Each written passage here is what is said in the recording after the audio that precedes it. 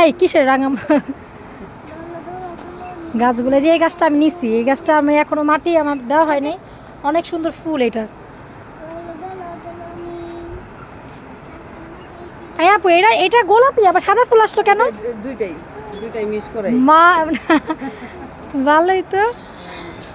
এই যে এটা আমার এই যে হইতাছে মানে মাত্র, তখন আর কি হয়নি, এটা আমার বাসায় দিচ্ছেন। আর এটা তো ওই যে বললাম না, এগুলো হলো আল্লাহ, ওই গাছটা দিয়ে পড়ে গেল আপু। এটা ভাঙছি কি করছি মানে আম গাছগুলো, ওই যে আম গাছ আনছি না। ও রূপালি, দুইটা এক লগে? দুইটা না, একটাই দিন। আর একটা ওই যে দুলাভাই নিয়ে যাবে নদীর। আপু এটা তো ডালিম গাছ। হ্যাঁ ডালিম কি হয় না? হয়, অনেকদিন পর পর প্রচুর ফুল হয় কিন্তু থাকে না এরকম। এই যে এগুলো কি করতেছেন? এগুলো সার বানাইতেছেন? হ্যাঁ এই যেগুলো সার বানাইতেছেন? হ্যাঁ। তো গাইস, তোমরা কে কে গাছ বা গাছের জন্য মানুষ দরকার? আমার এই যে বান্ধবীকে নিয়ে নাও। আজকে থেকে পড়তে আসবো না বাবা, এই গাছটা আমার দেন নাই।